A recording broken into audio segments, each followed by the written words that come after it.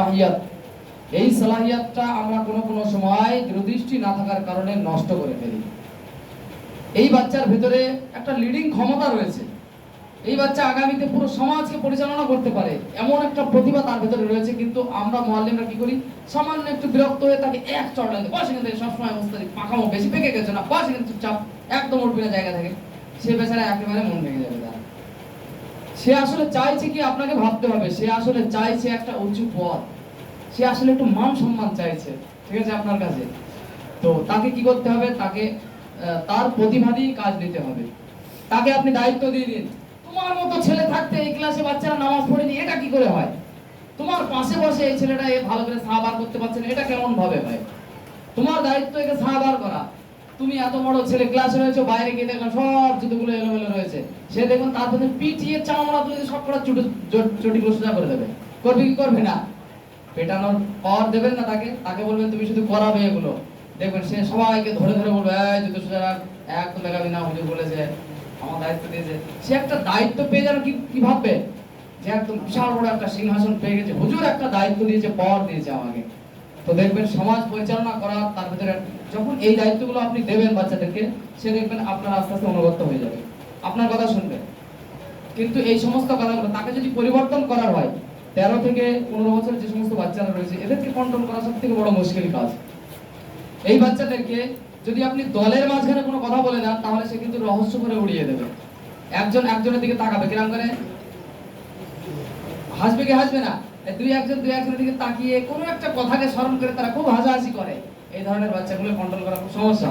তো ওই ধরনের বাচ্চাদের ভিতরে যে মাস্টার মাইন্ড আছে, তাকে রুমে ডাকুন আলাদাভাবে ডেকে তাকে গায়ে মাথায় হাত বুলিয়ে কিছু একটা দিয়ে তাকে বলুন সিরিয়াস ভাবে, একদম তুমি তো বাবা বড় ছেলে, সে যেন মনে করে যে আমাকে দায়িত্ববান মনে করছে, এমন ভাবে আপনার কথা ভঙ্গিমা হতে হবে। কিভাবে? তুই তো একটা দায়িত্ববান ছেলে নাকি, হ্যাঁ, তোর একটা বোন আছে, তুই একটা ভাই হয়ে যদি তোর আচরণ এমন হয়, তোর লোকে কি বলবে, তুই ছেলেটা ভাই এরকম।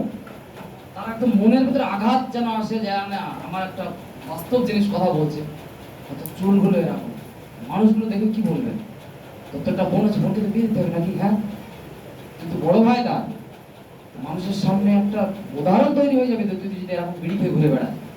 তো অনেক বাচ্চাকে এরকম ভাবে পরিবর্তন করা যায়, আলাদাভাবে বলবেন, দেখবেন তার ভাব ভঙ্গিমা একটু চেঞ্জ হয়ে গেছে, ক্লাসে বসে তার কিন্তু ওই কথাগুলো মনে করবে। এবং পুরোপুরি কমপ্লিট ভালো হয়ে যাবে না, কিছু এখনো বাকি থাকবে, আবার কোনো সময় ডেকে আবার কোনো কাজের কথা বলবেন, দেখবেন আস্তে আস্তে সেই ছেলে পরিবর্তন হচ্ছে। কিন্তু ওই ছেলেকে এই সেম কথা ক্লাসের মাঝে যদি আপনি বলেন, তাহলে কিন্তু সে যা করছিল তার থেকে বেশি বাড়িয়ে দেবে। কারণ শিক্ষকের কাছ থেকে 100% থেকে 60% নেয়, এটা কি ভালো জিনিস, যেমন পড়া, ভালো নোটস, এগুলো 60% নেয়। আর যদি কোনো খারাপ জিনিস হয়, সেটা কিন্তু 100 বেশি বাড়িয়ে দেবে, 150 করে দেবে। যেমন একজন শিক্ষক, অন্য শিক্ষক মনে করুন, সে দাঁড়িয়ে পেশাব করেছে, এই বাচ্চা কি করবে জানেন, শুধু দাঁড়িয়ে পেশাব করে না, পেশাব করে আবার ঘুরিয়ে ঘুরিয়ে নামও লিখে দেবে। বুঝতে পারলেন কি বললাম?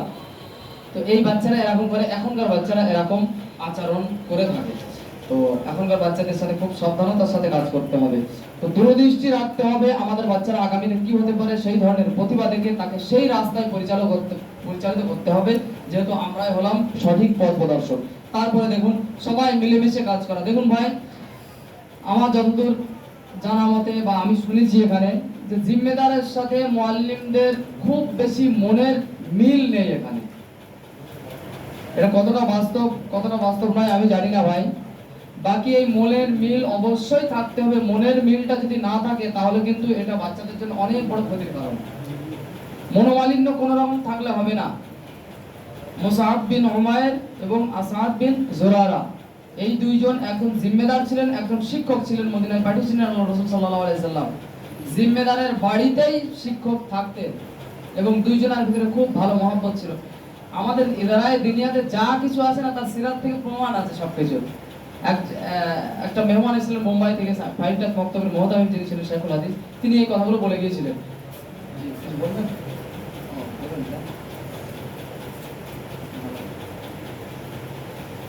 এটা পেয়ে যেন মনে হচ্ছে না একটা কিছু করছি আমি। যাই হোক, আল্লাহর দয়া, সবাই মিলেমিশে কাজ করতে হবে। মিলেমিশে যদি না কাজ করি তাহলে ভাই কিন্তু অনেক অসুবিধা হয়ে যাবে। অনেক মুআল্লিম ভাবে আম চু দিগার নিস্ত, আমি ছাড়া আর কেউ নেই, এরা তো সব চুনোপুটি, আমি হলাম আসল কাতলা। ঠিক আছে, আমি যা বলবো তাই হবে, হাম জো কহেগা ও হোগা। তো ওরকম যদি আপনি ভাবেন, আপনি একা যদি দৌড়ানোর চেষ্টা করেন, তাহলে কিন্তু বেশি দূর দৌড়াতে পারবেন না। কারণ এই দ্বারায় দুনিয়া 4 শ্রেণীর মানুষের উপরে ভর করে চলে, 4টে চাকায়। 1 নম্বর হলো শিক্ষক, বলুন আপনারা 1 নম্বর শিক্ষক। 2 নম্বর শিক্ষার্থী, বলুন শিক্ষার্থী। 3 নম্বর অভিভাবক, বলুন 4 নম্বর জিম্মেদার। পরিচালক, জিম্মেদার। তো এই 4 শ্রেণীর মানুষ সমানভাবে যখন চলবে, তখন কিন্তু মক্তবের কাজ ভালোভাবে চলবে। আর যদি আপনি মনে করেন হ্যাঁ আমি হাম মারেগা তাম মারেগা, রাজার মেয়েকে বিয়ে করেন, শেষ পর্যন্ত দাসী উঠবে না আপনার, তো এরকম হয়ে যায়। শিক্ষক প্রথম বছরে মনে করছে হ্যাঁ বিশাল কিছু করে ফেলবে, হ্যাঁ আর ভালোভাবে চলো, ভালোভাবে প্রথম বছরটা ভালোভাবে চললো, তারপরের বছর রেজাল্টটা একটু খারাপ হলো, তারপরের বছর 2-4টে বাচ্চা কমতে শুরু হলো, বাচ্চার মাইনে বাকি হচ্ছে, আস্তে আস্তে আস্তে আস্তে কিন্তু এই গ্যাপগুলো আপনার দেখা যাবে, তখন কিন্তু আপনার জিম্মেদারের কথা ইয়াদ হবে। তাই যে সমস্ত জিম্মেদার ভাইগণ আমাদের কাছে রয়েছে, কাজ করছে, দেখুন প্রকৃত দায়িত্ব কিন্তু আমাদের সর্বপ্রথম মাথা ভেতরে ঢুকিয়ে নিতে হবে। তারা যে কাজটা করছে তারা সহযোগিতা করছে, বাকি তাদের মাসলা তাদের সামনে আলোচনা হবে। আপনারা হয়তো অনেকে ভাবছেন হ্যাঁ আমরা বসে রয়েছি বলে আমাদেরকে এসব কথাগুলো বলছেন, এই কথাগুলো জিম্মেদারদেরকে কেন বোঝাচ্ছেন না আপনি? ভাই জিম্মেদারদেরকে বোঝানো হয়, আপনাদের মাসলা আপনাদের সামনে বলা হয়, জিম্মেদারদের মাসলা জিম্মেদারদের সামনে বোঝানো হয়। ওনাদের কথা আপনাদের সামনে বলে কোনো লাভ আছে হুজুর? আর আপনাদের কথা ওনাদের সামনে বলে কোনো লাভ নেই। তাদেরকে বলা হয় যে এনারা ওলামা একরাম, আপনাদের সামনে চড়ে কথা বলা যাবে না, রিকোয়েস্ট করে কথা বলতে হবে, সব কথা, কোনো কথা হুকুমের সাথে বলবেন। এগুলো আমরা বলি যেখানে যাই, এগুলো বলার প্রয়োজন আছে না নেই? আপনারা জানেন এগুলো বলার প্রয়োজন জিম্মেদারদের সাথে। তো মিলেমিশে কাজ করতে হবে, যেটা আমি বলছিলাম। মিলেমিশে যদি কাজ না করি, কাজের ভিতরে কিন্তু ব্যাঘাত ঘটবে। তো যদি আপনি মনে করেন আপনি খুব ভালোভাবে চালিয়ে নেবেন, খুব বেশি 1 থেকে 1.5 বছর চালাতে পারবেন, তারপরে মাইনে যখন কমে যাবে, বাচ্চা যখন কমবে, ফিস যখন বাকি হয়ে যাবে, তখন কিন্তু জিম্মেদারের কথা মনে হবে। আপনি কিন্তু মৌলী সাহেব বাচ্চার মায়ের কাছে যেতে পারবেন না মাইনে নিয়ে আসতে, কিন্তু জিম্মেদার যেতে পারবে তার গ্রামে। তো সেই সময় অসুবিধা দেখা যায়। তো মিলেমিশে যদি না কাজ করি, আর যদি শিক্ষক মনে করে আমি একাই সবকিছু করেগা, তো একাই এই এত দূর দৌড়াবে, দেখতে পাচ্ছেন এই সাইকেলের চাকার মতো বেশি দূর দৌড়াবে না, তার মানে খুব বেশি 1.5 বছর আর বেশি ভালো দৌড়াবে না। আচ্ছা ঠিক আছে, আর একজনকে জুড়ে নিয়েছেন শিক্ষার্থীকে, সাইকেল হলো 2 চাকা মিলে, একটু স্পিডটা বাড়বে। আর একজনকে জুড়ে নিয়েছেন কাকে? জিম্মেদারকে, এই অভিভাবককে, গার্জেনকে। তাও যে স্পিডটা আমরা আশা করছি সেই স্পিড কিন্তু নয়। আচ্ছা এবার জিম্মেদারকে জুড়ে নিয়েছেন, একটা মোটামুটি একটা স্পিড এসছে না আসেনি তাই বলুন, ঠিক আছে? তো সবাইকে কিন্তু সাথে নিতে হবে কাজে। হ্যাঁ ও দাড়ি নেই, দাড়ি পেশাব করে, ওকে এখানে রাখা যাবে না, উচিত হবে না, বাচ্চাদের ভিতরে খারাপ প্রভাব পড়বে। আমরা এমন মানুষ দেখেছি যারা শার্ট প্যান্ট পরে ঘুরে বেড়াতো এবং মুখে দাড়ি কিছুই ছিল না, সেই মানুষটা এখন এমন ভাবে ঘোরে, দেখে মনে হবে কোনো বড় আল্লাহওয়ালা আলেম। হাওড়ায় আছে, হাওড়া খায়রুল ভাইকে কে চেনেন? খায়রুল ভাইকে কেউ চেনেন হাওড়া? চেনেন না? যাই হোক, অনেক মোটা তাগড়া দেখতে। কোনো সময় আমি যাই, আমাকে উনি বেশ খুব ভালোবাসে, আমাকে নিয়ে যায় উনি। আর আমি দেখতে কেমন আপনারা দেখতেই পাচ্ছেন। উনি যেমন মানুষ, আমার মতো মানুষ 4টে জোড়া লাগালে ওরকম একটা হবে। তো বাইকে করে নিয়ে যায়, আমাকে পিছনে বসে, পিছনে আর কিছু দেখা যায় না কে আছে না আছে। এখন কোনো জায়গায় প্রোগ্রামে আমাকে উনি নিয়ে গেল, সবাই মনে করে আসল হুজুর হচ্ছে ওটা, আমাকে কেউ সালামি দেয় না, কেউ কথাই বলে না, বুঝা গেল? তো ওরকম জিম্মেদার পরিবর্তন হয়েছে, আগে ওরকম ছিল না, পরিবর্তন হয়েছে। তো ইনশাআল্লাহ থাকতে থাকতে পরিবর্তন হবে। তো জিম্মেদারদেরকে ভালোবাসতে হবে। আর প্রকৃত কাজ কিন্তু ভাই আমাদেরই হলো প্রকৃত দায়িত্ব। তারা যে কাজটা করছে সেটা তাদের এহসান মনে করতে হবে, তাদের সহযোগিতা মনে করতে হবে, তাদের দ্বারা কাজ করিয়ে নিতে হবে। অনেক সম্মানের কাজ আছে যেগুলো তাদের দ্বারাই করানো। তারা সাধারণ মানুষ, ওলামা নয়। এই সাধারণ মানুষকে যদি আমরা একটু সম্মান দিই, যে ভাই মনে করুন পরীক্ষক এসে পরীক্ষা নিতে, হাদিয়াটা তো আপনি পকেট থেকে চাইলে বার করে দিয়ে দিতে পারেন, কিন্তু না, এই কাজটা কি করবেন, অমুক চাচা আছেন মসজিদের সেক্রেটারি, উনি মক্তবেও বেশ দায়িত্ব পালন করেন, ওনাকে টাকা হোক, আপনি আসুন, এই নিন টাকাটা আপনার হাত দিয়ে দিন। এবার ওনার হাতে যখন দেবে, পরীক্ষকের সামনে একটু বলুন ইনি আমাদের মক্তবে কি খুব ভালো একজন কর্মী, সব সময় সুবিধা অসুবিধা দেখে, আমাদের বাচ্চাদের দিকে খেয়াল রাখে, মাঝে মাঝে চকলেট নিয়ে এসেও দিয়ে দেয়, হ্যাঁ যা যা করে সেগুলো টুকিটাকি কাজগুলো তার সামনে নাম করবেন, দেখবেন ওই মানুষের কাজের পাওয়ার বাড়বে কি বাড়বে না, আমার সাথে জিজ্ঞাসা করবেন পরে, বাড়বে কি বাড়বে না বলুন? তো এই সামান্য কাজ চাইলে আমরা পকেট থেকে নিয়ে দিয়ে দিতে পারতাম, কিন্তু এই কাজটা ঘুরিয়ে তার হাত দিয়ে করালাম, আমার মান কমে যাবে কি? এগুলো হচ্ছে হিকমত। আপনাদের ভিতরে হিকমত আছে, আপনারা ব্যবহারটা করুন, দেখবেন আপনার বক্তব্য খুব সুন্দর চলবে, সহযোগী আপনি আপনার কাছে মানে কি অভাব হবে না, অনেক সহযোগী আপনারা পাবেন। আর তাদের সাথে মনের মিল রাখতে হবে, একদম ফ্রেন্ডলি তাদের সাথে মিশতে হবে। তুমি জিম্মেদার, আমি শিক্ষক, আমার বিনা অনুমতিতে আমার রুমে প্রবেশ করিবেন না, হ্যাঁ, আমাকে যখন তখন ফোন করিবেন না, সালাম দেওয়া ছাড়া কথা বলবেন না। এই রুলসগুলো বন্ধুত্বের মধ্যে এগুলো খুব হানিকারক হয়ে ওঠে না। তো যারা বয়স্ক আছে তাদেরকে সম্মান করা এবং যারা সমবয়স্ক তাদের সাথে একটু মিশে থাকা, দেখবেন কাজটা অনেক আগে যাবে। তাহলে 4 শ্রেণীর মানুষ মিলে আমরা কাজ করব, জিম্মেদারের সাথে যেন মনোমালিন্য আমাদের না থাকে, তাহলে কিন্তু কাজ আগে বাড়বে। আমাদের অনেক সমস্যা হয় জিম্মেদারদেরকে নিয়ে। অনেকে বলে জিম্মেদার নিগরানি করে না। আরে ভাই, আমি বলি জিম্মেদার নিগরানি করে আপনার কাজটা কি হবে বলুন? বাচ্চার কি হাড় ঠিক হবে জিম্মেদার নিগরানি করে? ফাটা ঠিক হবে, জিমটা ঠিক হবে?